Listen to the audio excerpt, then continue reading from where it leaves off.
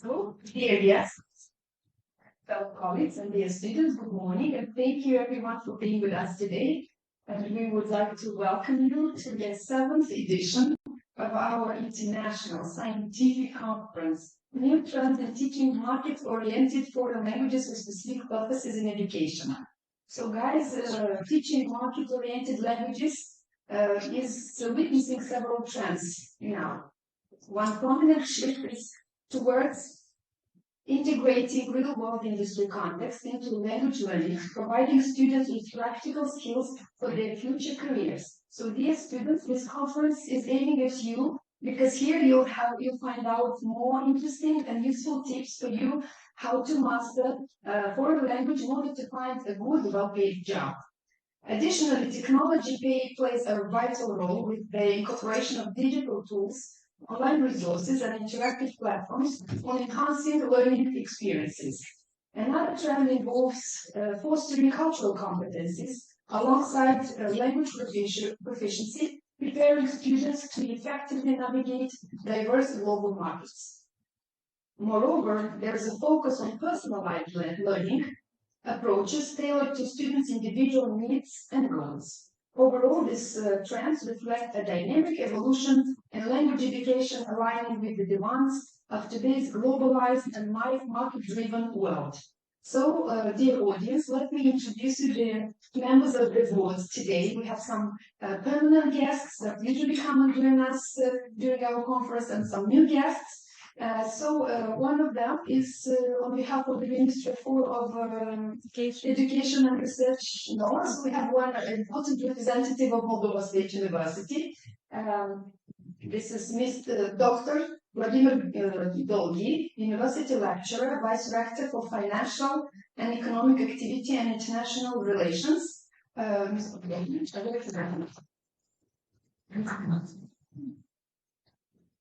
Mulțumesc! Stimată audiență, stimate invitați și dragi participanți, este o deosebită plăcere să vă urez bun venit la această conferință care abordează o temă de mare actualitate și importanță. Suntem adunați aici profesioniști din diverse domenii educaționale pentru a discuta și a explora modalitățile prin care educația poate fi mai bine aliniată cu nivelurile dinamice vieții umane.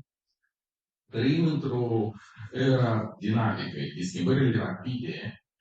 În acest peisaj, competițiile lingvistice de specialitate nu sunt doar un avantaj, ci o necesitate. Limbajele de specialitate, fie că sunt tehnice, juridice sau medicale, sau din altă natură, constituie cheie comunicării eficiente în cadrul profesional și a înțelegerii în diverse sectoare de activitate. Educația trebuie să răspundă în mod proactiv la aceste schimbări. Tehnologii informaționale, tehnologii care sunt bazate pe inteligență artificială, adăpând toate necesitățile și curriculele noastre și metodologii de predare pentru a pregăti studenți nu doar să facă fața provocărilor actuale, ci și să exceleze în calitățile lor viitoare. Acest lucru implică o înțelegere profundă a condițiilor vieții de muncii și o colaborare strânsă cu industria pentru a asigura că competențele dobândite sunt relevante și aplicabile pentru activitatea lor practică. Vă încurajez pe fiecare din voi să participați activ la discuțiile și atelierele care urmează. Fiecare perspectivă este o valoare, este o comoară care noi trebuie să descoperim cu dumneavoastră, colaborând cu lectori de la departamentul cât și cu industriile care sunt invocate. Lucrăm împreună pentru a pregăti o generație de profesioniști bine echipați pentru a alerga și prospera în viitorul muncii. Această înțelegere, într-adevăr, dă nou impuls pentru dezvoltarea acestei specialități. Vă mulțumesc pentru prezența dumneavoastră. Vă doresc o conferință impresionată și productivă.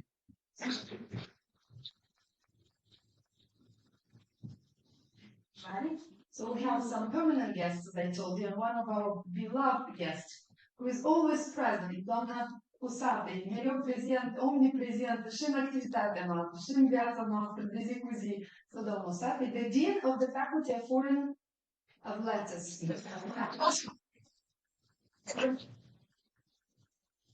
Mulțumesc. Domnule prorector, stimați oaspeți, dragi colegi, dragi studenți, într-o lume tot mai interconectată, studiul limbilor străine este o necesitate stredentă, fiindcă ne oferă noi și noi oportunități.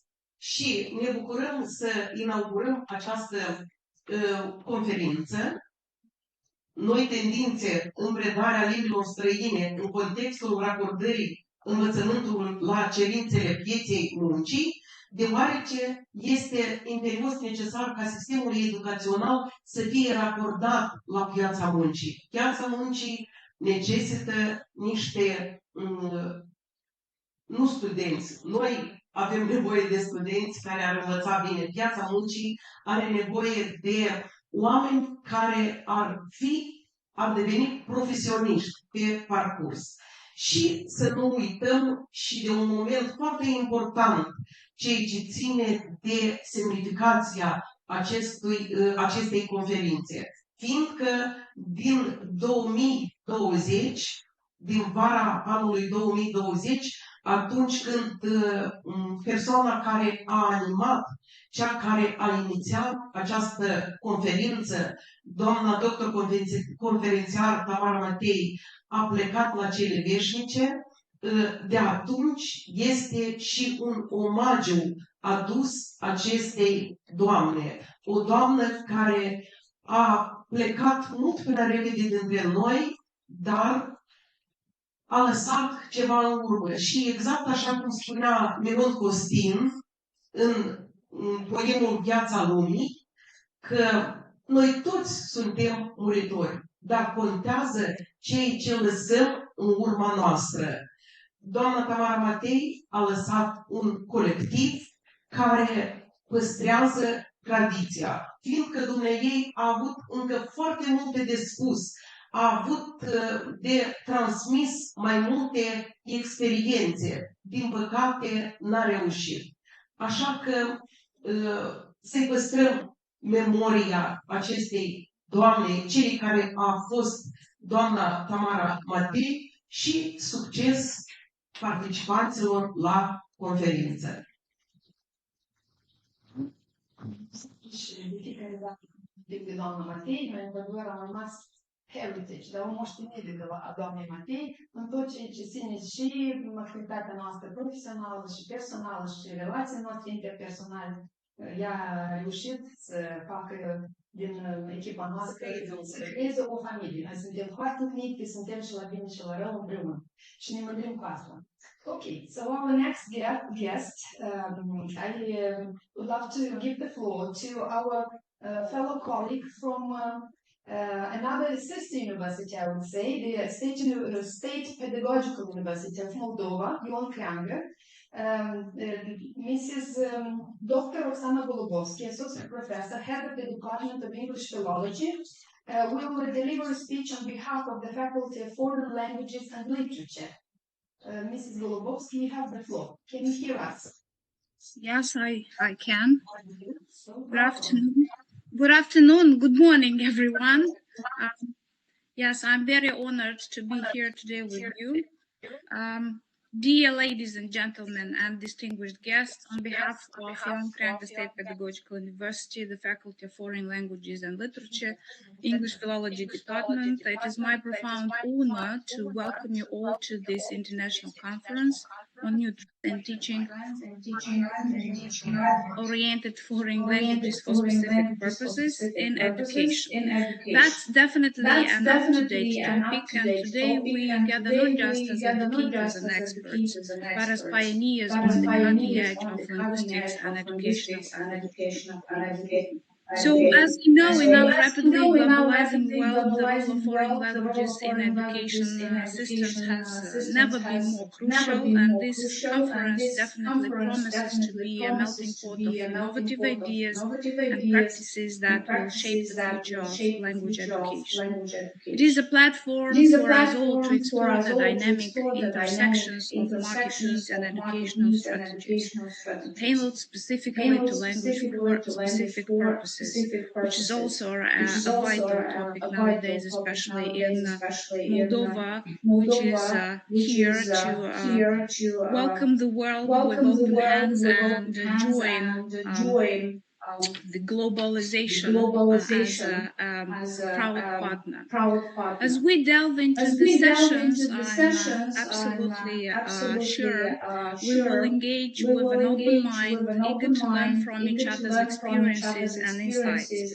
And the array of topics that I have had the honor to see in the agenda will definitely set us to explore with undoubtedly and will undoubtedly enrich our understanding and help us to craft teaching methodologies that are both effective and relevant in today's market-driven world. And I'm absolutely convinced that this conference is also a testament to the power of collaboration. And we are a proof. We certainly help each other. As partner universities, and these bridges, and this collaboration and partnership bridges continents and cultures from different areas and spheres, providing that when we come together, the potential for growth is limitless, and definitely we become better collaborating and helping each other in different things, issues, and different events. Let us take this opportunity to network, collaborate, and build lasting partnerships that will continue to thrive along with this conference that is another opportunity of collaboration. I'm excited to witness the innovations and discussions that will transpire, and may our time together be filled with fruitful debates, insightful presentations, and transformative ideas that will continue to inspire us all in our respective endeavors. Thank you for being here, for contributing to this significant and timely discourse. Thank you for having organized this remarkable event that will definitely be a success. And let's make this conference a milestone event for the advancement of language education tailored to specific market needs. Thank you, dear colleagues, for the invitation, and I'm absolutely proud to be here with you today, and wish everybody success and fruitful time to learn more and to enrich the knowledge in this field. Thank you for your attention. Thank you for encouraging.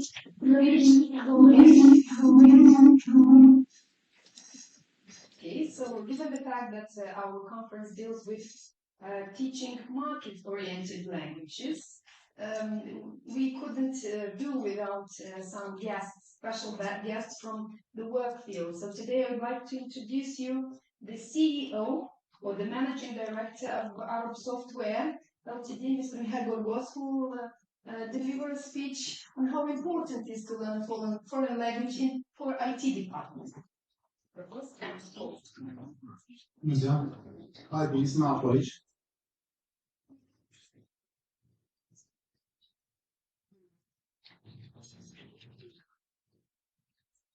I work in IT company for almost 30 years.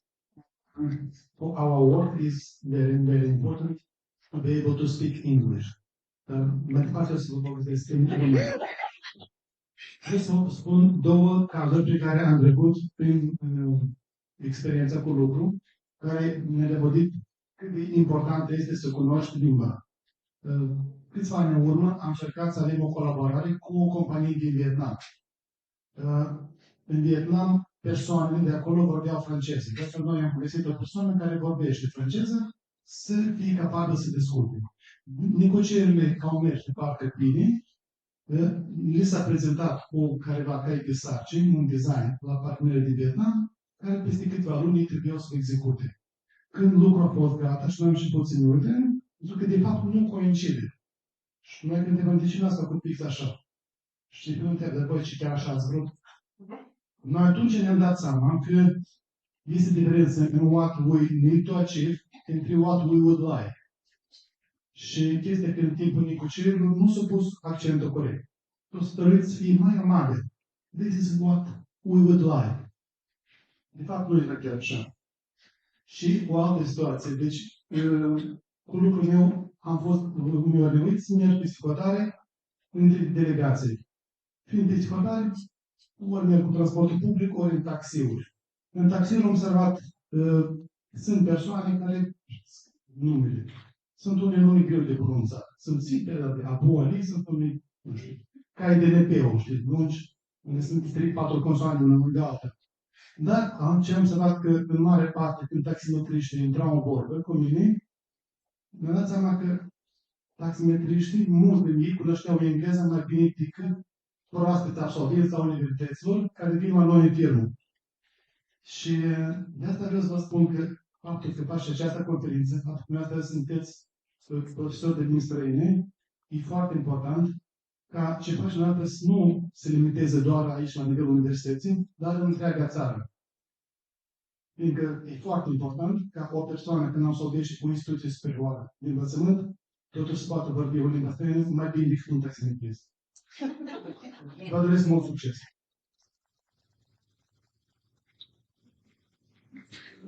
Dar noi lucrăm în domeniul dat, în direcția dată, ne stăpânim ca studenții noștri într-adevăr să iasă de la cursurile noastre cu brio, nu tabula rasa. Noi avem profesori foarte eficienți. So we move on to our next guest, also from the work field.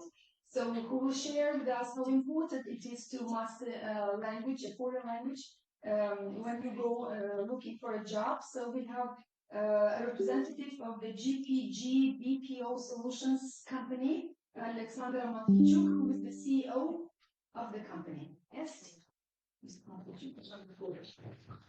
Bună ziua, stimați participanți, stimați oaspeți, eu doar o să vă salut și o să las colega mea care vorbește mai bine engleză.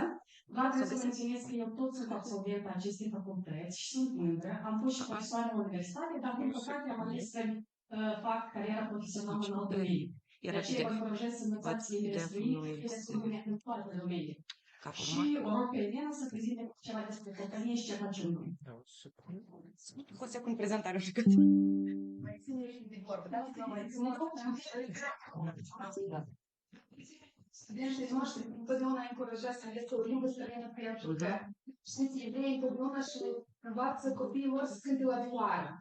De ce? Pentru că orice s-ar întâmpla, ai luat vioara în spate și te-ai dus și în potop, și în foc, și în sabie, ai trecut cu vioara și întotdeauna poți să-ți câștigi un ban. De asta trebuie în viața noastră să ne găsim vioara. Și o limbă străină întotdeauna este vioara care te ajută să nu mori de foame și, mă rog, să-ți gătești și să progresezi. De ce nu? Întotdeauna o persoană cu o limbă două străine este mai valorată decât una care nu știe bine niciuna. Și dacă good luck, dear students, in learning and mastering the language, not just learning for us, for you. Ați găsit primele?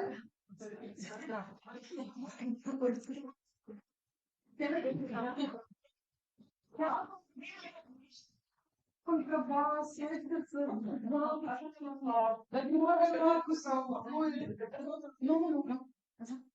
De mai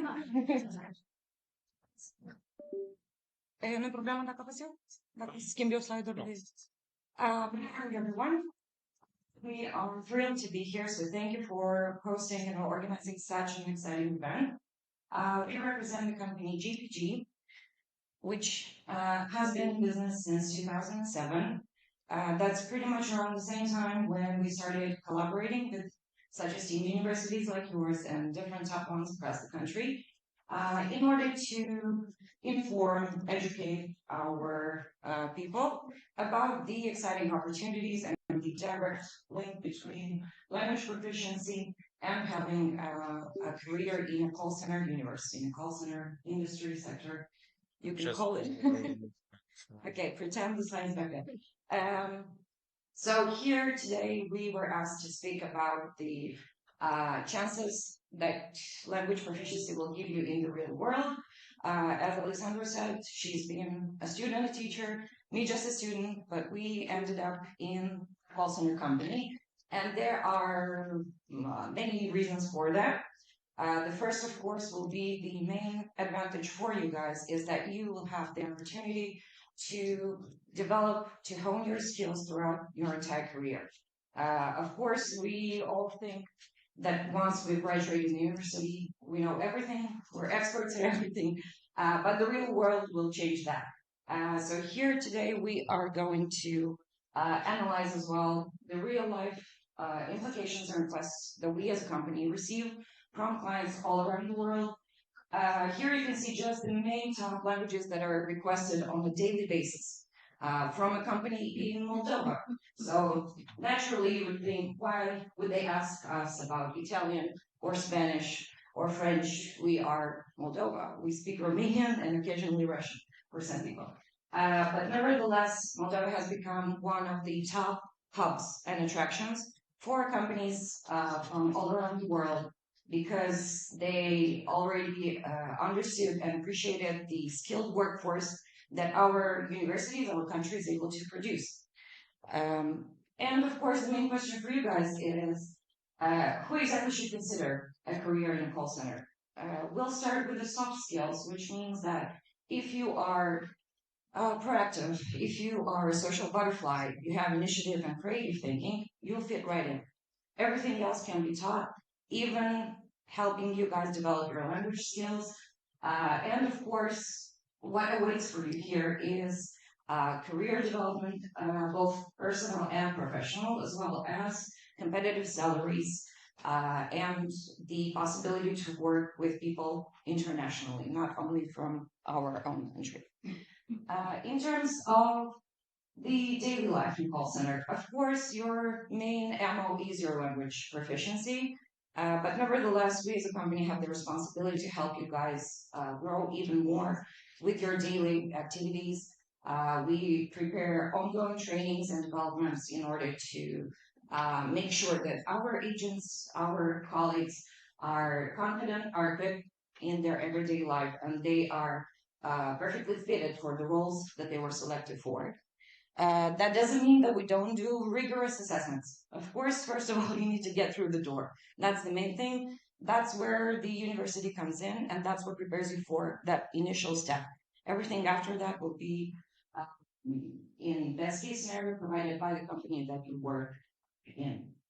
And of course, it's important to mention that during these trainings, programs, and incentives that we provide, teaching adults is very different than teaching a 17-year-old that just got out of high school.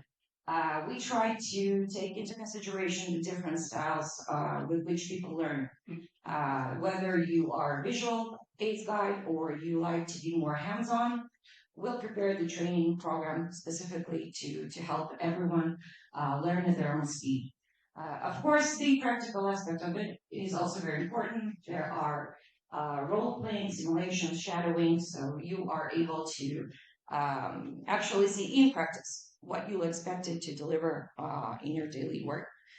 Okay, now just to give you guys also a quick idea about what an ideal candidate in the work field, in the sector, needs to wow the clients with, okay? First of all, of course, technical mastery. It's 2024. You can expect that any job now will involve different technologies, AI-assisted platforms and CRMs that will require you guys to at least know how to turn on a computer. And after that, of course, you will be working daily with multiple channels. So at this point, it's just important to keep an open mind to be able to always be flexible and ready to learn new things. As I said, languages, of course. What's a call center if it's not a boot camp, a language boot camp? You'll be able to practice, learn new accents, just empower your vocabulary working with people all around the world. And of course, we encourage you to learn different languages. I only spoke English when I came to this job, but my CEO is Belgian, so right now we also learn French. We understand that. We have clients from Italy who kind of speak English, but then you learn Italian to help them out. So that's just the daily life there.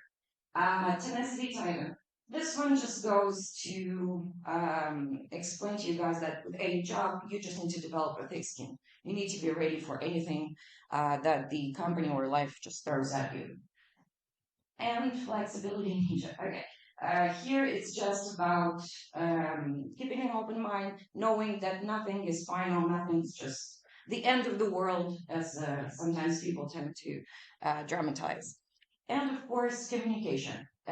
Here it's not just about the linguistics analysis that helps us understand different client patterns or cultural nuances. It's also about having empathetic communication, having the transparency needed in order to proficiently communicate, as well as with your team and with the customers and clients. So, of course, we encourage you to embrace the call center life because it's been very rewarding for us so far. So we just speak from our journey.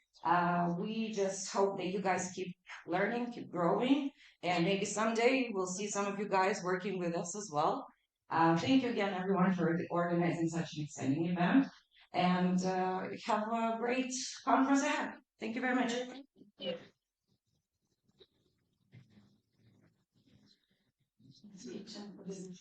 Such as social marketing. Okay, thank you very much, guys. So now the audience, we will move on to our plenary session and a couple of amazing presentations delivered by our special guests. So I think the first one is Dr. Mihaela Munca-Aftenie, Deputy Head of Directorate General for Education, Youth and Sports. She will deliver a presentation. I was surprised also from me. Instrumente de inteligență artificială pentru gândirea, dezvoltarea gândirii critice. So Mrs. Munca, you have the floor. Bună ziua! Am decis să vorbesc în română pentru că avem aici și sesiune în franceză și avem sesiune în engleză. I can speak English if you prefer. On peut parler en français si vous voulez. Dar rămânem la limba română pentru că vreau și colegii de la franceză, germană și alte limbi străine, așa cum este titlul conferinței, să poată utiliza ceea ce voi prezenta eu astăzi. Și pentru că noi am avut partea oficială de plenară și acum avem o sesiune în care eu chiar vreau să vă arăt cum funcționează niște lucruri. Eu, în ultima perioadă, sunt absolut fascinată de inteligența artificială și o să vă arăt de ce. Dar acest lucru pune și o provocare, în primul rând pentru studenți, imediat o să vă spun de ce este o provocare să utilizăm inteligența artificială, și pentru cadre de date ce este o provocare și mai mare. Eu vin din generația și colegii mei din generația în care a reproduce textul era competența supremă. Dacă venea cu un text frumos, exact așa cum l-a citit scriitorul, autorul, era, așa să zic, era cea mai avansată competență. În ziua de astăzi, tinerii noștri, în primul rând, se luptă cu volumul mare de informații. Intrăm pe internet și avem milioane de videouri, milioane de website-uri. Este foarte dificil pentru noi tineri să înțelegem care informație este corectă, care este relevantă și cu atenție pot eu să cresc, să mă dezvolt. Vă dau și o glumă. Aveți Centrul Cultural America House pentru organizatori. Avem un grup de voluntari care sunt măricei, sunt la nivel de liceu, viitori studenți. Și am vrut noi să abilităm tinerii și am rugat să gestioneze pagina de Facebook și de Instagram. Și pe vremea ambasadorului excelenței Hogan, da? Hogan, ambasadorul, toată lumea își amintește, da? Este afroamerican. Și în primăvară-martie avem Afro-American Heritage Month. Și domnul ambasador personal ne-a rugat, ne-a scris un mesaj și ne-a rugat să facem o postare despre Martin Luther King. Așa? Colegii, o să vă rog să deschideți Google. Și noi am vrut să abilităm tineri și am avut încredere că ei fiind pe Instagram și pe rețelele sociale. Noi, bunicuțele, suntem pe Facebook, tineretul este pe Instagram, așa mi s-a spus. Și noi am avut încredere și am rugat, faceți o postare despre Martin Luther King. Așa, deschideți, vă rog, Google, căutare. Google. Așa. Și i-am amintit și le-am spus, vă rog să scrieți, să nu uitați că Martin Luther King a fost premiat cu premiul Nobel pentru literatură și pace. Și am zis câteva ori și i-au zis, da. Au făcut o postare, noi ne-am verificat, a fost prima și ultima dată când le-am mai dat acces la pagina noastră de Instagram. Ne sună colegii de la ambasada din Armenia și ne spune, voi ați văzut pagina noastră de Instagram și cu voi ce se întâmplă în Republica Moldova. Și când mergem, exact, că toată lumea știe cine este Martin Luther King, cine nu știe merge acasă și face cercetare. Martin Luther King, apropo de public speaking skills, aduna, cred că 1-200.000 de oameni în 5 minute. Atunci când avea un mesaj către public, da?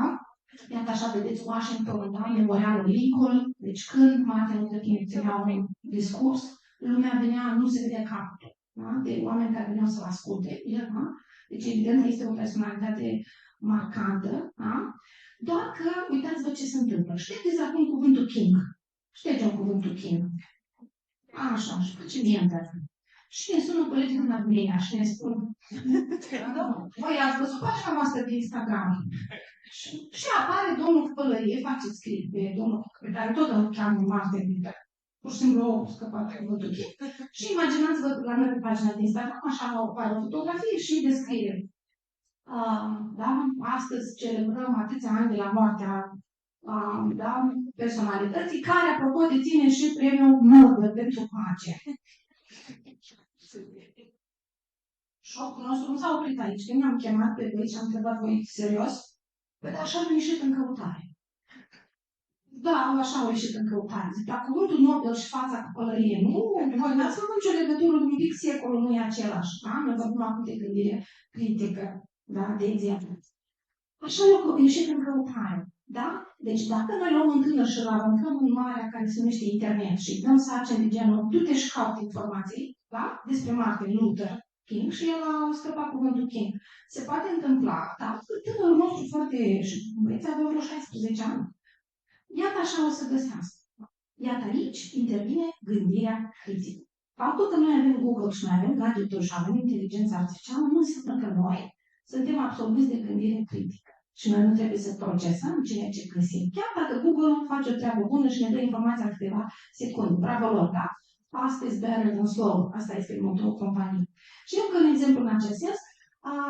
O colegă de-a mea este director adjunct la o instituție educațională, este profesor de română și când ajunge la romanul Rebreanu, Ion, știe toată lumea, ați făcut liceu, de regulă, sarcina este să facă un eseu despre Ion, personajul, da? Ion, lupta asta dintre glasul pământului, glasul dragostei, este o luptă în care este un personaj foarte complex, ai ce să scrii. Doar că copiii ce fac, intră pe referate.ro și copii de acolo referate și îl prezintă. Și profesoara zice, ia să văd eu cum o scopiați voi data viitoare, toată lumea ia descrieți-o pe Ana. Ana, soția, da? Ana pe toată lumea cunoaște, da? Vă amintesc, da? S-a căsătorit cu Ana pentru că ea era bogată.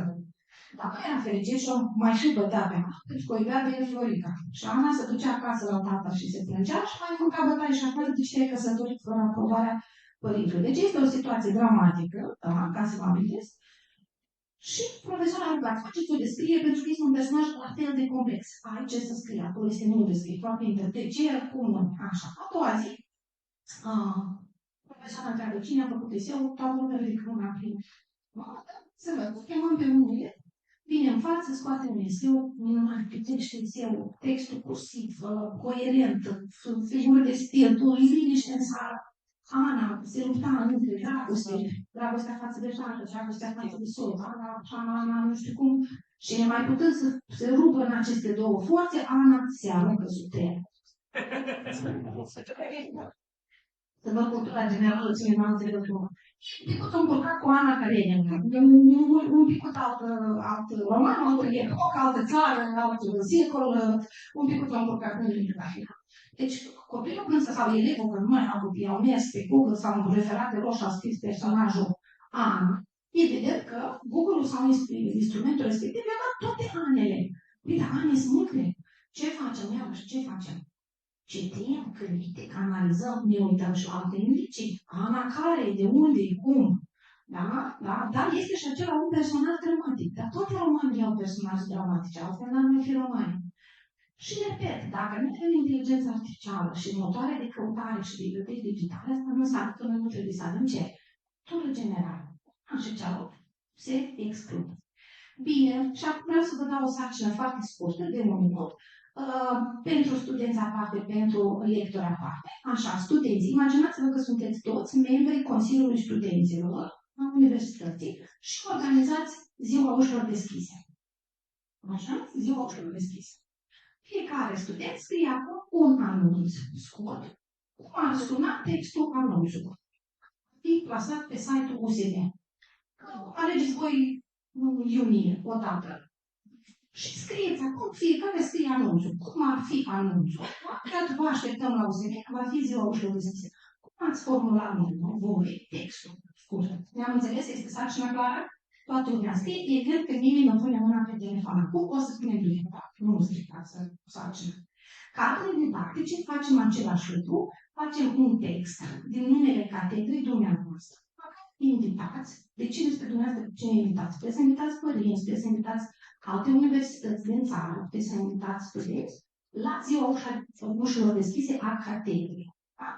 Veți avea un eveniment deschis. Toată lumea scrie textul. O invitație scurtă. Un anunț. Un anunț scurt. Este clară sarcina? Nu clar.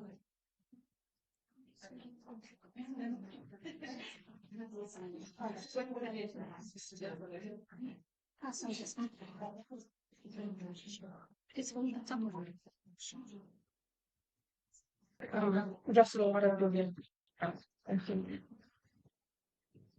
Așa, așa, ok.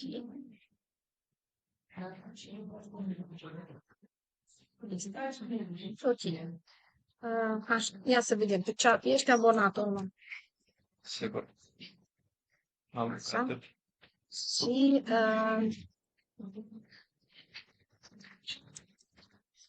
mi-a plăcut la dumneavoastră bate. Așa. Doar că l-avem în german. Unde schimbăm limba? Știm și german. Că nu, trebuie să schimbăm aici ca să vedem. Nu cred că să-l deranjează că scrieți în altă limbă. Sunt un întreg cu fraudele. Ok, am înțeles. Așa.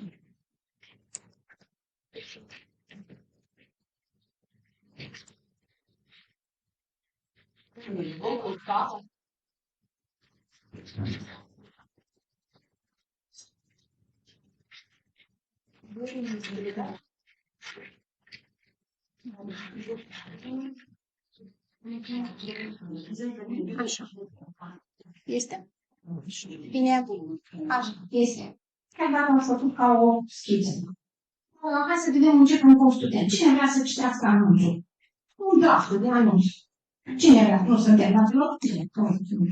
Eu nu știu la catedră. Haideți să vedem un text. Simplu, nu vă complicați. Cine are anunț? Mai întâi studenți, da. Cine vrea să citească un text? Cine? Nimeni nu citește un text, dar eu să insist. Cine citește textul? Dacă voi sunteți în Consiliul Studențesc și trebuie să organizați un eveniment. Cum ați format textul? Bine, este titită sau nu? Aplicăm metoda Lăpușneanu? Da, metoda Lăpușneanu. Haideți să vedem.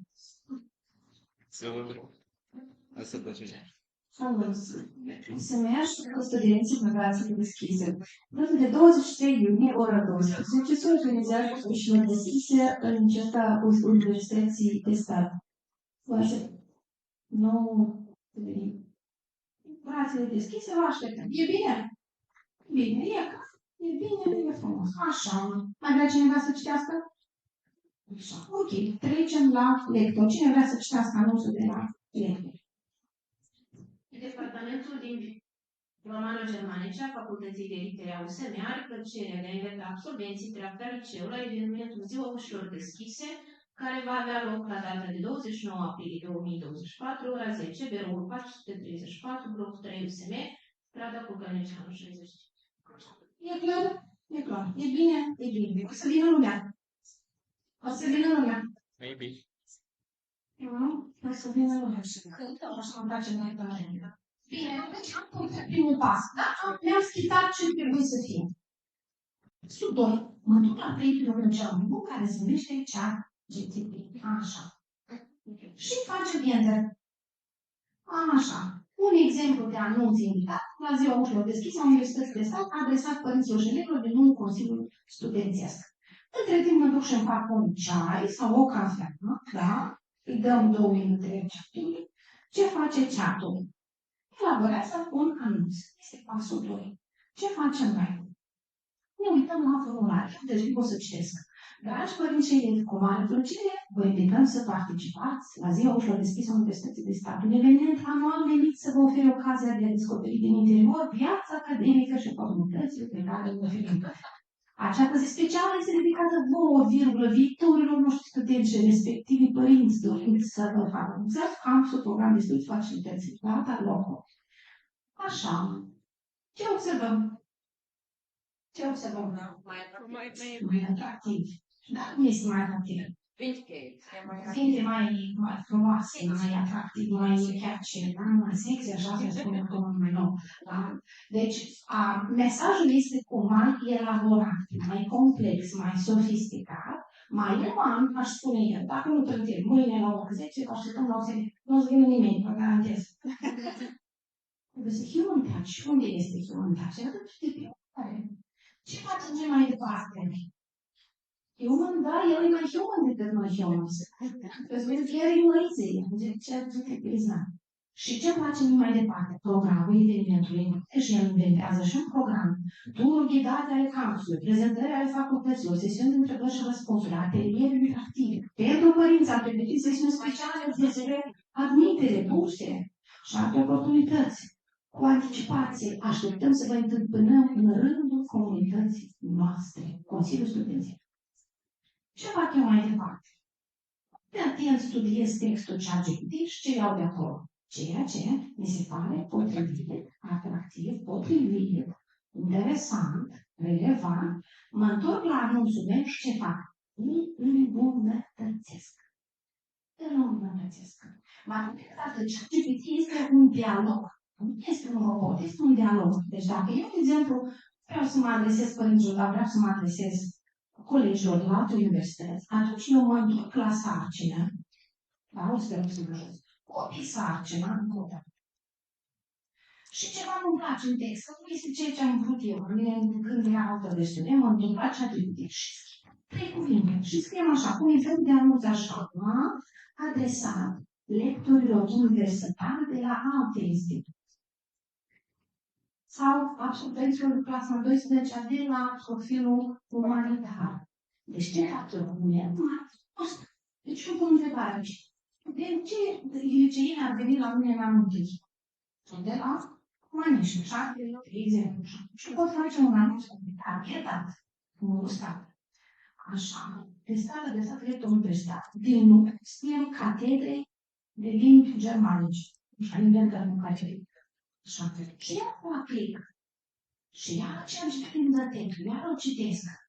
Mai găsesc ceva interesant iau. Și ce fac eu? Am un dialog cu ChatGPT. Am un dialog ca să-mi dau seama, să-l ajut să-mi facă ceea ce vreau eu. Pentru că noi începem cu ceea ce vreau. Noi mai întâi hotărâm ce facem, cum facem, cine este grupul țintă. Da? Și stimați colegi. Și este ceea ce evident o să vedeți un alt registru lingvistic, alte formule de adresare, alte formule de politice și alte formule. Noi suntem lingviști, noi lucrăm cu textul, noi lucrăm cu litere. ChatGPT ne ajută ce? Ia să vedem. Deci noi avem primul pas, am scris eu ce vreau eu repejură, 2, m-am uitat la câteva versiuni care îmi dă chat-ul și 3, care va fi al 3-lea pas. Eu îmbunătățesc produsul meu. Eu îmbunătățesc produsul meu cum? În baza exercițiilor de gândire critică. Eu ce fac? Compar textul meu cu textul acesta, văd ce este bine aici și eu între timp ce fac? Învăț. Învăț formule de perfecție. Învăț niște cu considerațiune. Ia să văd îmi place cum să folosesc. Eu ce fac? Eu învăț niște lucruri noi. Eu nu pur și simplu copii. Da? Dragi studenți, dacă o să faceți copy-paste, o să pățiți ca și Martin Luther King sau ca Ana care s-a aruncat sub tren. Și lectorii dumneavoastră o să moară de râs și o să meargă și o să povestească la prieteni, la conferințe, da? Cu material de predare. Dacă voi vă rezumați la copy-paste, chat-ul și instrumente de inteligență artificială presupun dialog. Dialog înseamnă eu citesc, procesez, ascult, compar. Preiau niște lucruri sau dau înapoi. Dacă eu văd că nu este corect făcut acest text, da? Mă întorc încă o dată și zic, chat-ul nu m-a înțeles corect, eu am avut altceva. Nu, eu am scris corect textul, mă duc și mi dau o sarcină. Și eu ce fac? Am un dialog inteligent cu inteligența artificială. Da? Ok. Câteva încă exemple, deci ne-am lămurit cu chat-ul, evident că aici posibilitățile sunt nelimitate, dar chat-ul mă învață să vorbesc literal, să scriu corect, să organizez, iar primul lucru care l-am observat este aranjarea în pagină a scrisorii sau a invitației. Eu o să scriu așa, o să vedem paragraf, spațiu, paragraf, adresare, cu respect, cu o altă considerație, cu nu știu ce. O să fie spațiu, o să fie 3 rânduri, o să scrie data, o să scrie, da? Ia uitați-vă. Deci blocul cine face corespondență de afaceri, dar voi faceți corespondență de afaceri, e foarte ușor. Chat-ul mă învață, nu dați niște exemple din manual, niște anunțuri abstracte. Eu concret, dacă fac o activitate, cum voi face anunțul, cum voi face eu personal această scrisoare. Și iată așa, noi dezvoltăm competența de a ne exprima în scris, că aici avem introducere orală, coerent, corect, literal. Și la înălțimea așteptărilor. Și vă mai dau câteva exemple și iată. Toată lumea cunoaște, sunt foarte multe și Canva și multe alte instrumente, au adăugat inteligența artificială unde se creează ce? Imagini. Și ca să vă arăt la așa, un exercițiu, de exemplu, la română, ideea vă spun și la limba străină, cum analizăm textul literar, dați profesori, dar și studenți. Știți că era discuții. Știe inteligența artificială să scrie poezii sau nu? Știe, poate, dar suflet are? Da, depinde de Haideți să vedem cum înțelegem noi literatura. Dacă luați orice secvență literară, în engleză, în franceză, în germană, în română, nu contează.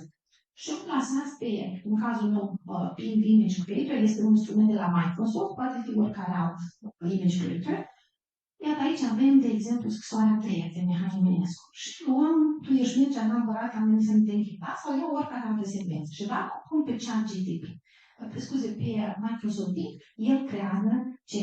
Imagini diferite. Nu un pic mai jos. Așa, nu un pic mai jos.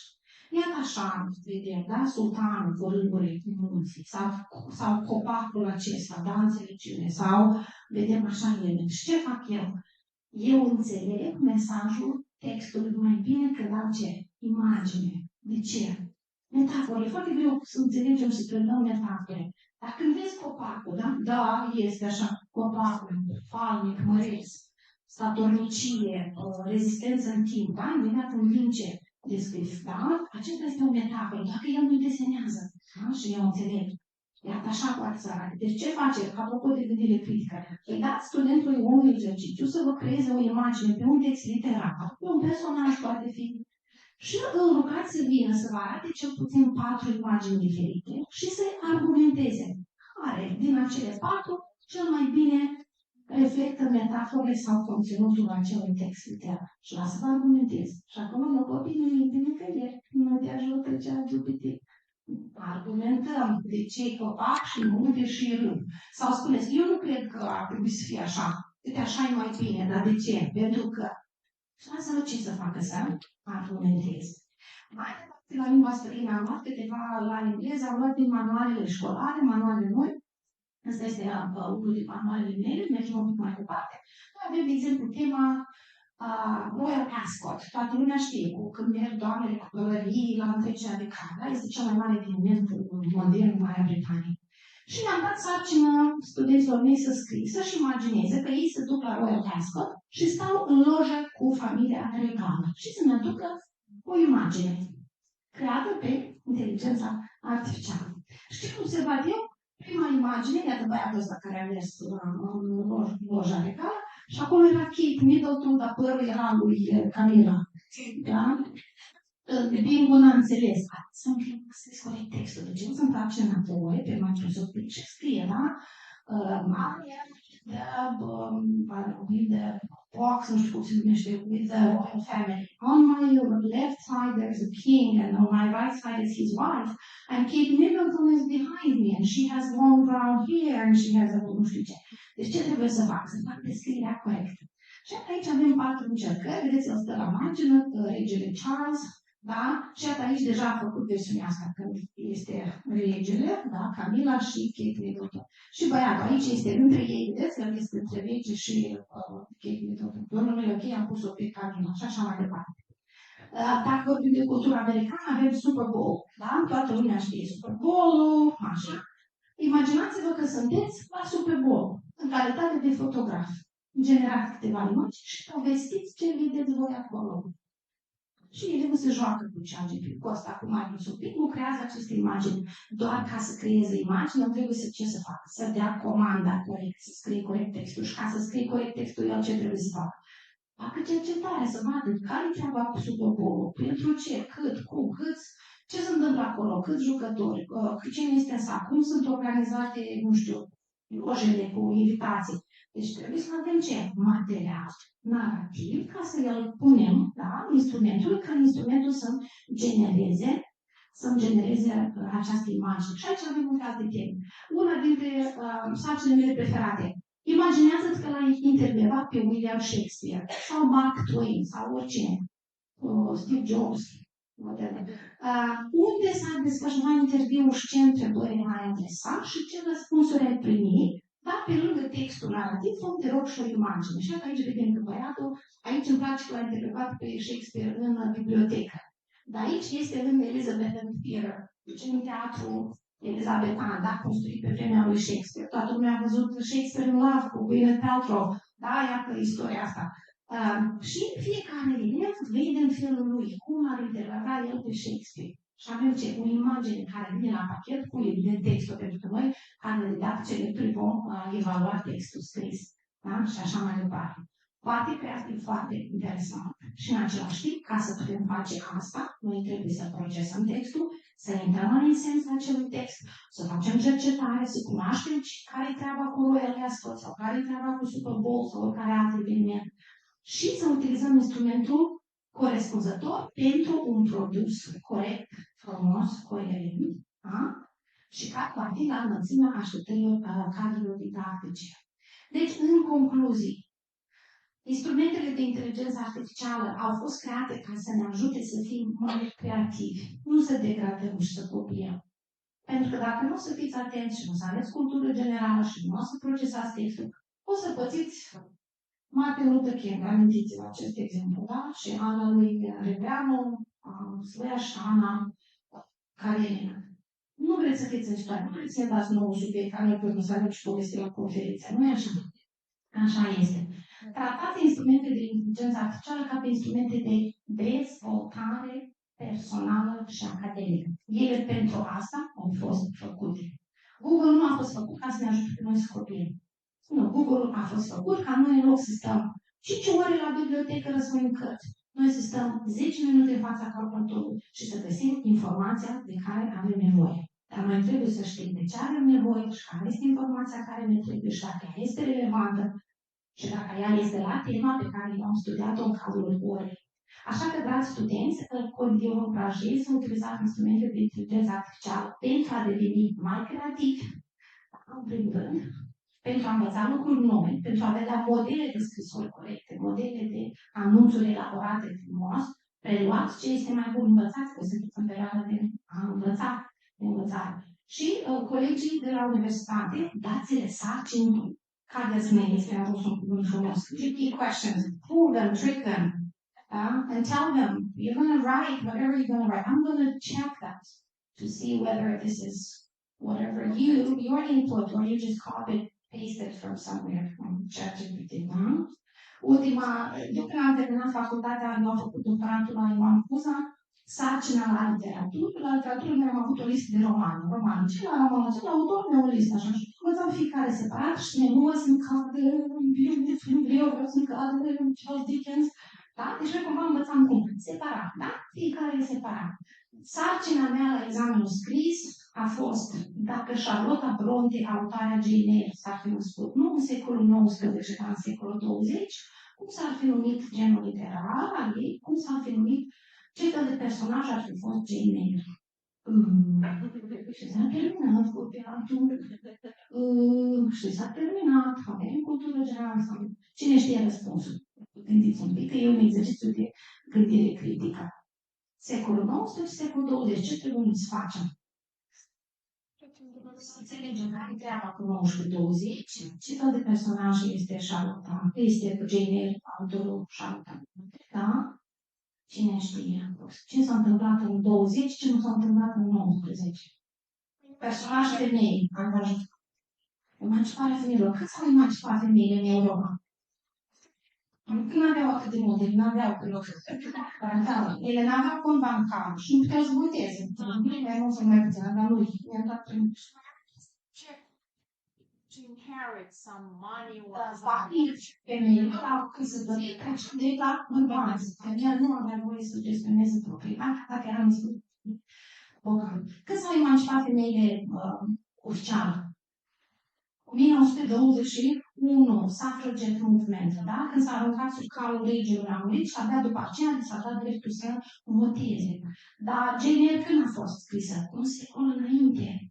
Deci Charlotte a fost un vizionar. Ea a fost un personaj feminin. Un secol înainte să fie feminismul descoperit.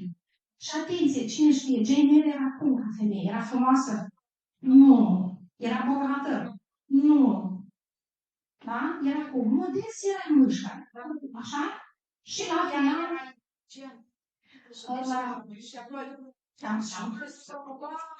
Ea s-a promovat. Ea a devenit de succes datorită muncii, seriozității, deci ea a făcut carieră. Ea este prima femeie care a făcut carieră și a meritat și la urmă cu dacină picioare.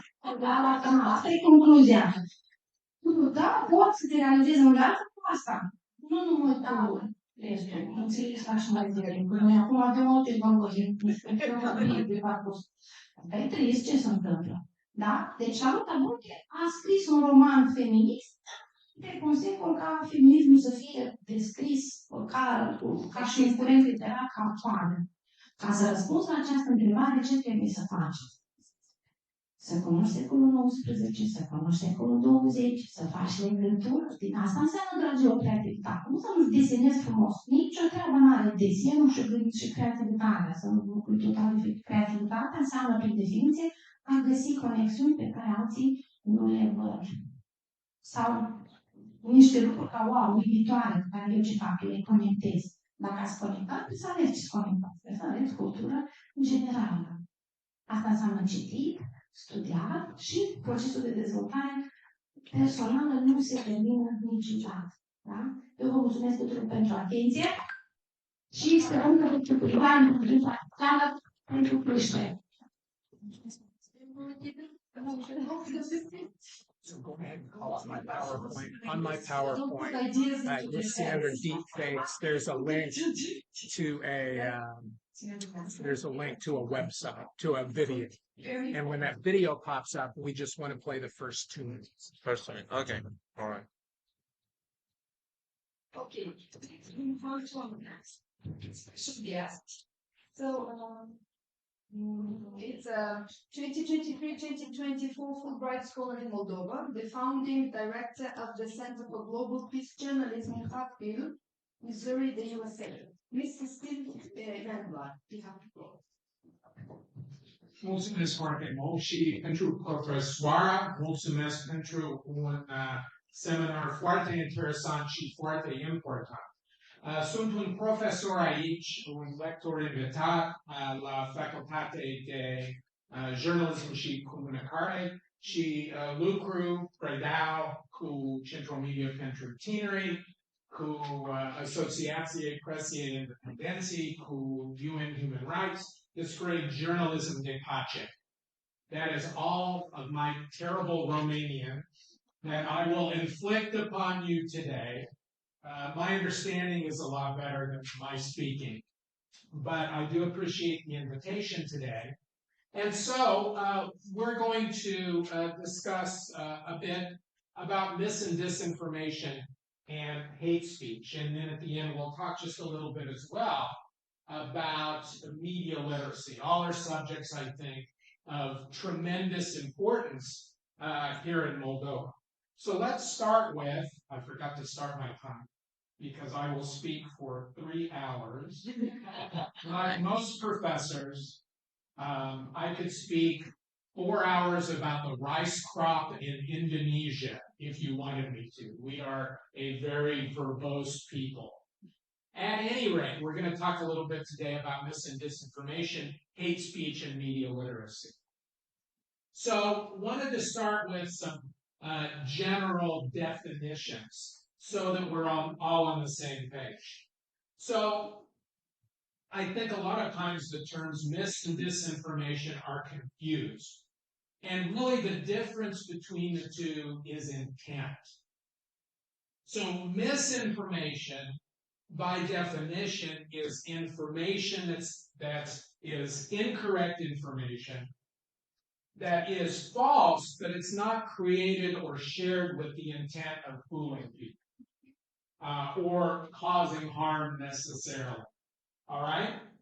Whereas disinformation is information that is false and is deliberately created and shared to mislead people. For political purposes, it could be for economic purposes. I had an interesting discussion with an advertising colleague. Is all advertising disinformation? We won't tackle that today, but I think that it's an interesting notion. So fake news is disinformation applied more specifically to news. So it's false news stories that are often sensational, again, that are widely shared or distributed for political purposes or for economic purposes. So you're sharing a story to favor your political party, and so on. So fake news is a term that was coined by, or popularized, I should say, by Donald Trump. And we'll be visiting with Mr. Trump here in a few minutes. My apologies. A deep fake. So you've probably seen or know a little about these. A deep fake is a video where a person has been digitally altered to say something that they're not really saying. So we think of deepfakes when we think of videos, and we'll look at a short video in just a moment. But certainly the same technology can apply to audio files as well, where you're taking someone's voice and altering it. So I have a quick 2-minute video that we're going to take a look at that I think does a really good job of introducing.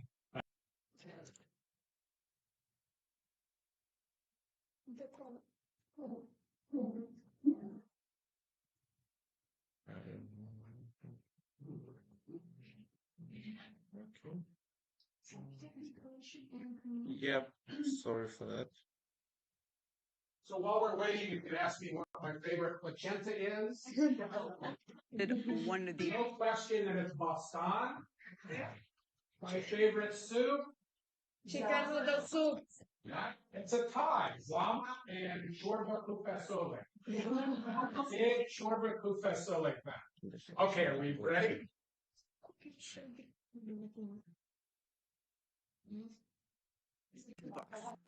Which one? The book. I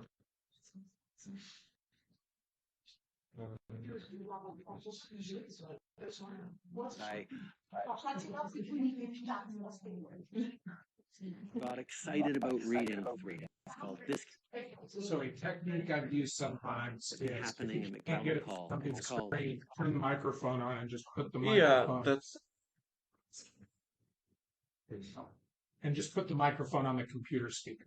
How the Prime Minister Stole Freedom. Yeah, it was the last one. The Prime Minister never said that. Okay, round two. If you can see, I hope to finish this talk show one day. Will the fake Morgan Freeman please stand up? I am not Morgan Freeman. And what you see is not real.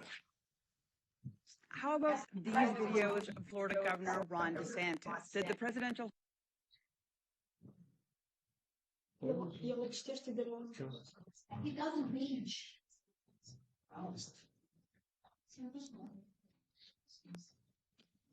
Let's play a game. I'm going to show you two videos. One is real, one is altered by AI. Can you spot the deep fake? Prime Minister Justin Trudeau recommended one of these books. Which one? A book that I got excited about reading through. It's called This Can't Be Happening in MacDonald Hall. It's called How the Prime Minister Stole Freedom. Yeah, it was the last one. The Prime Minister never said that. Okay, round two. If you can see, I hope to finish this talk show one day. Will the fake Morgan Freeman please stand up? I am not Morgan Freeman, and what you see is not real. How about these videos of Florida Governor Ron DeSantis? Did the presidential hopeful say this? I'm the only one that could possibly compete with Donald Trump. Or this? I took some very bad advice. I did some very bad things. The last one is fake, made to make you think that DeSantis was dropping out of the race. Look at the mouth, out of sync to the voice. I never should have challenged President Trump. One giveaway to a deepfake. For now. From Hollywood to Washington to Ottawa, deepfakes are confusing reality. With AI, fraudsters could take a 3-second recording of your voice. I've watched one of me a couple of times. I said, when the hell did I say that? Spend enough time scrolling, like me, you start questioning everything on your screen. How do I know that you're not a deepfake? Ah, that's the right question, isn't it? Honey Farid specializes in digital forensics out of the University of California, Berkeley. If you're trying to create a 10-second hot mic of the Prime Minister saying something inappropriate, that'll take me 2 minutes to do. And very little money and very little effort and very little skill. Okay, so a video of a politician swearing or... Just leave it right there because we're doing the Trump video in this moment. Okay, so this is a little bit about the way that they're created. And I present deepfakes because I want us to all be frightened by this.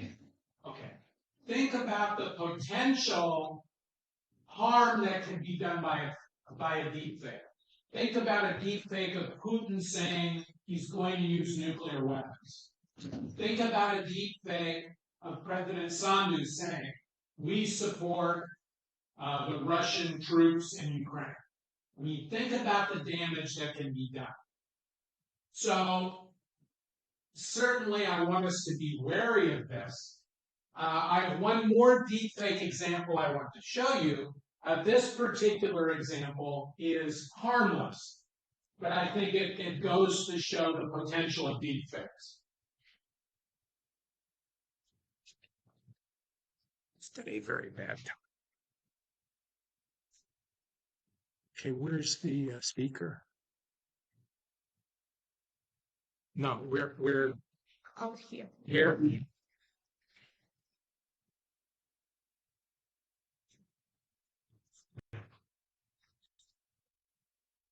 Mama a făcut mămăligă, ascultă-mă foarte atent, e foarte gustoasă.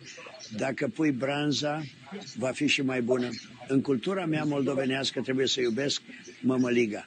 Oricine mă vizitează la mine acasă, vom mânca mămăligă împreună.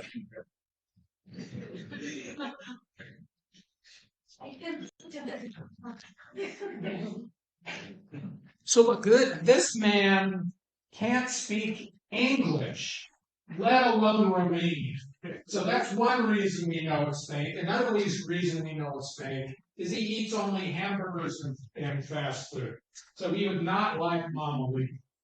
At any rate, so this is funny, but I want you to keep in mind the more serious aspects of this. Next slide, please. Okay, so when we think about mis and disinformation, fake news, and so on, as we all know, it's especially rampant in this region, is it not? And particularly, we see a great deal of Russian disinformation. Back to the PowerPoint, please. So we see a lot of Russian disinformation. Now, this is from a report by the Konrad Adenauer Stiftung, which means foundation. And so what they did is they analyzed disinformation throughout what they call Southeastern Europe. And they looked at disinformation in the Balkans, in Romania, and in Moldova as well.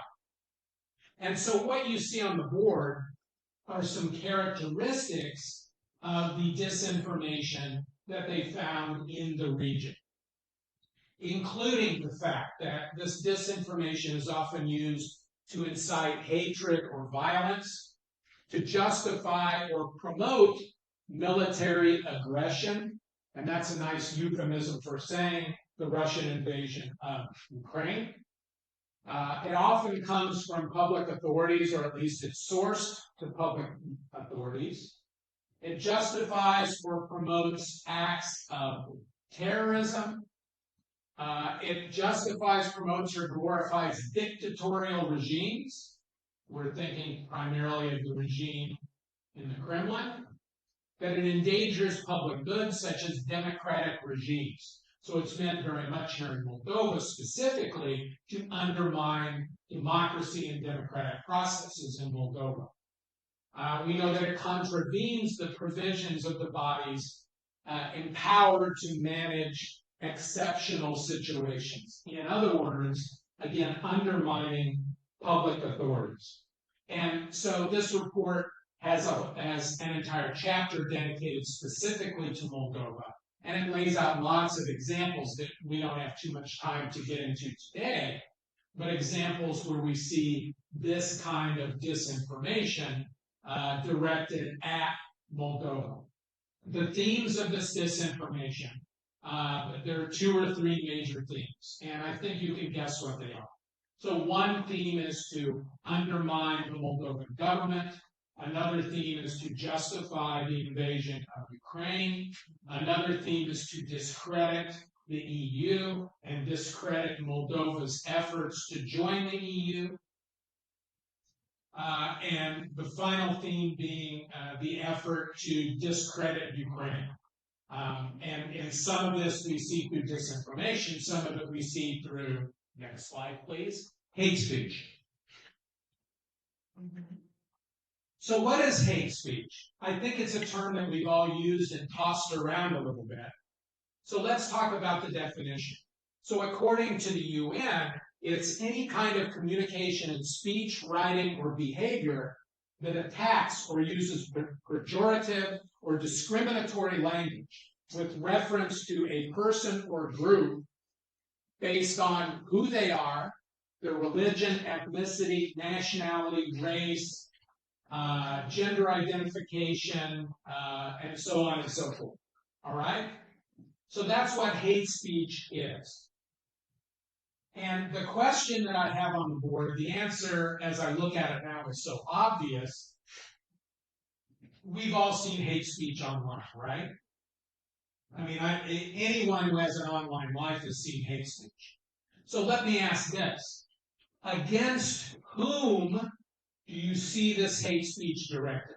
Give me an example. Against whom? A person or a group. It could be a person group. Some content creator, for example. Okay. Who else? What other person or group do we see hate speech against? Government. Okay, against government officials, against President Sandu. Okay, what about... All the time. All the time. What about Ukrainians? Have you seen hate speech against Ukrainians? Yes. Have you seen hate speech against Ukrainian refugees? Have you seen hate speech against women? Yeah. Of course, every day. Have you seen hate speech against Roma? Have you seen hate speech against Muslims? Yes. Yeah. Have you seen hate speech against LGBTQ? So you get the idea. So there's a lot of hate speech that's out there. And the question that I ask that's more rhetorical than anything else is simply, do you challenge it when you see it? Next slide. So a study was done by the media development NGO called Internews and IOM, which is the UN's International Organization for Migration. And what they did was they analyzed thousands, tens of thousands of online posts from Moldova, looking for hate speech content. And what they found was surprisingly a great deal of hate speech. This particular study looked at hate speech as it relates to Ukrainian refugees. And what they found, and I was really amazed by this percentage, almost half of the social media posts contain some sort of hate speech directed against Ukrainian refugees. And you see some of the terms on the board. Themes of Nazi, fascist, Kokol, terrorism. I'm sure I pronounced that wrong. I don't speak Russian. Donyet, Spasiba, Piva. Piva, those are the words that I use. Piva being a very important. Gig, other derogatory terms. So you have all of this hate speech and all of this derogatory language that's directed specifically against Ukrainian refugees. So this brings us then to media literacy. So we know that there's disinformation out there and misinformation. We know that there are forces trying to manipulate us through the use of this disinformation, through hate speech and so on. So what we can do about it is to become media literate.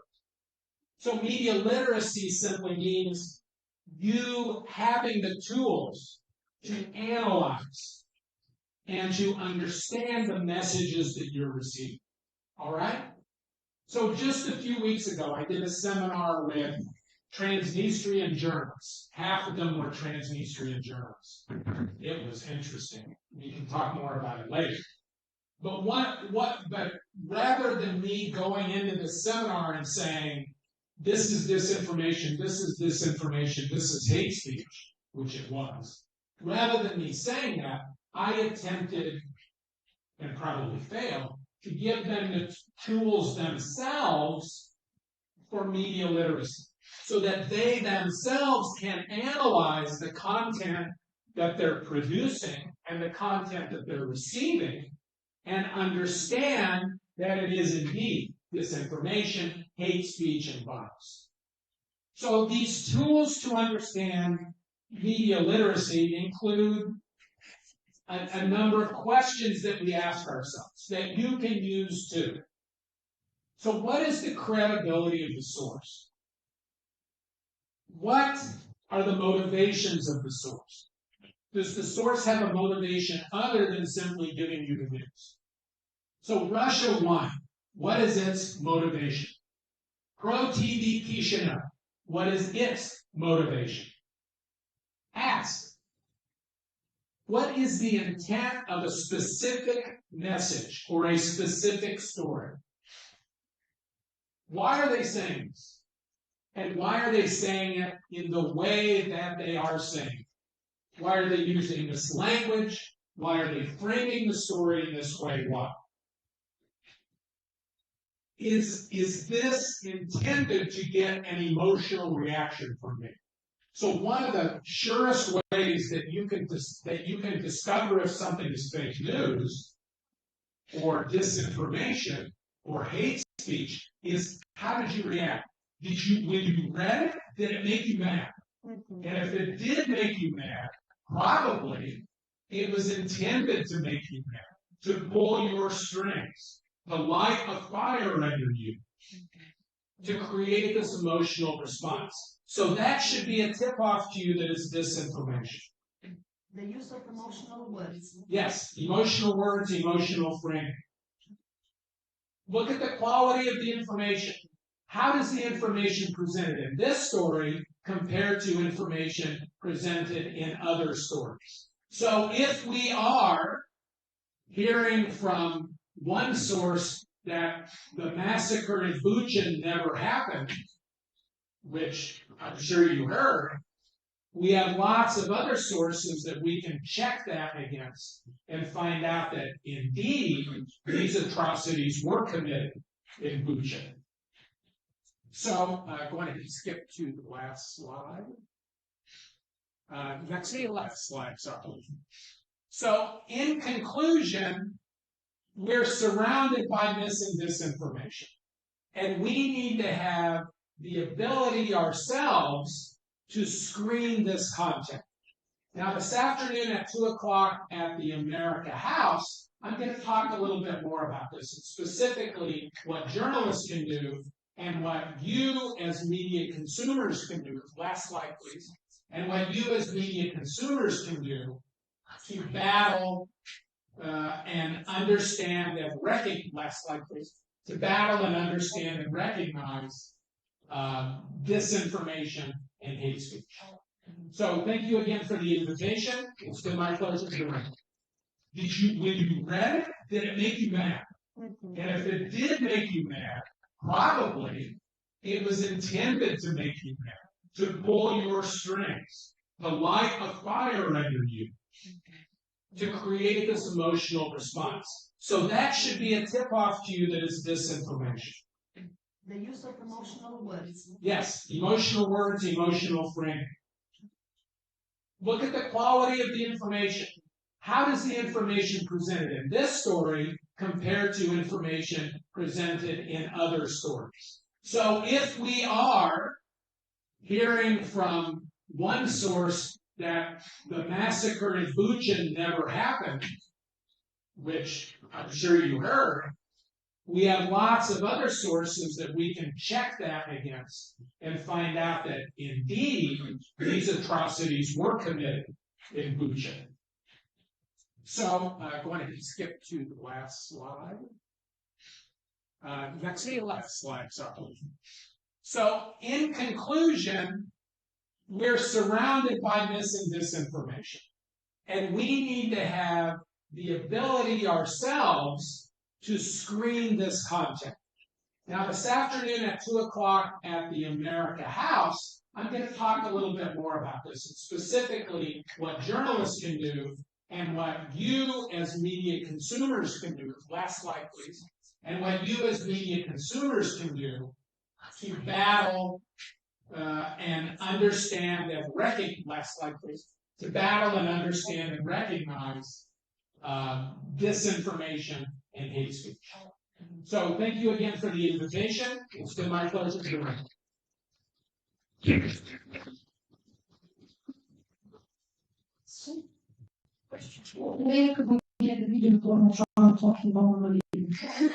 Did you make it or is it available? No, I didn't make it. So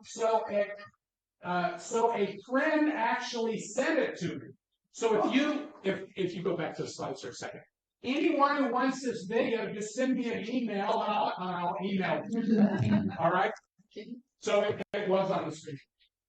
So talking about this fake news and disinformation, imagine we live in a country, we are in the crossfires. We got two sources, two different points of view. This conflict in the Ukraine started in 2014. We had information, the same words, the same number of casualties, but it was reported by the Russians as if they were Russians and by the Chinese they were the Exactly. You have the same. How can we find the truth? So for example, and then I'll get your question. So for example, and I don't have the picture with me, but last May, I think it was May, there was a huge rally in the center, a rally for the EU, right? 80,000 or 100,000 people were there. And there's some good photos that they took with drones. So there's a photo of 80,000 people right by the Triumphal Arch. That photo was on Russian state media. They took that photo, and what they said with the photo is thousands rallied against President Sandu and against EU. So black is white, literally in this world. How do we know what the truth is? Well, I think it starts with those questions that I just went over, right? So who's saying this and why would they say it? What is the motivation behind it? So if you have one source saying one thing and 1,000 sources saying something else, that should be a clue to you too. About Bucha, for example. If you still believe that nothing happened at Bucha, look up the New York Times. Google New York Times Bucha. And they did an exhaustive, extensive, data-backed study that showed that this exactly happened. So the Russians claim that the people were killed and left in the streets after the Russians left, right? That was their claim. The New York Times got satellite images that showed that those bodies were there when the Russians were there, absolutely proving these Russian claims were false. I think we have to take into account that haters are more active. Absolutely. And when you make these analyses, more there are hate speech about refugees. It's not like completely percentage. Well, I mean, I mean, you're right that the haters are more active, but nonetheless, if you look at that, I mean, that's what the data shows. I certainly think you take into consideration that the haters are more active. That a hater will post more than you or I will post. That's true, but I mean, the numbers are the numbers. We have to no hate. That's right, and we have to encourage you all to. And when you see hate speech, call it out and say, look, this is hate speech. Or you see disinformation, say, look, you're making this claim, prove it. Where are the facts?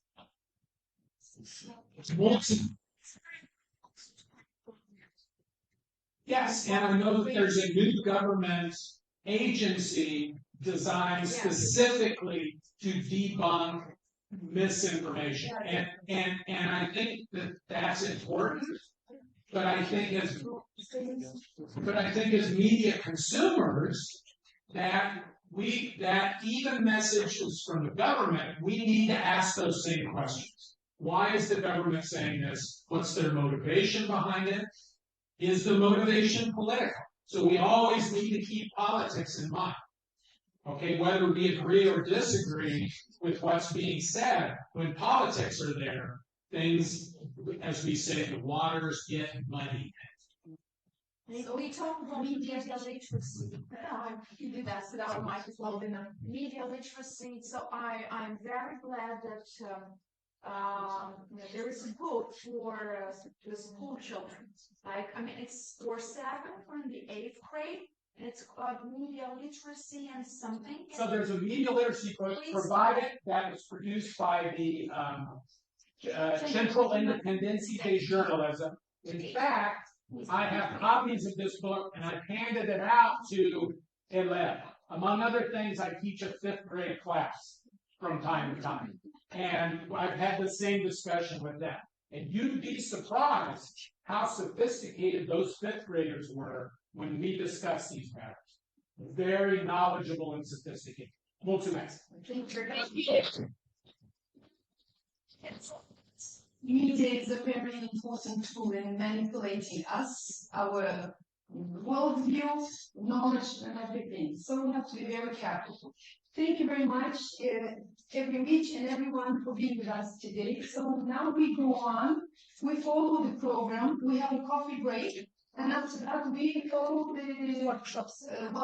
Yes. So you have the phone number and the monitor of the workshop. So go there. Thank you very much. And enjoy the evening. Thank you.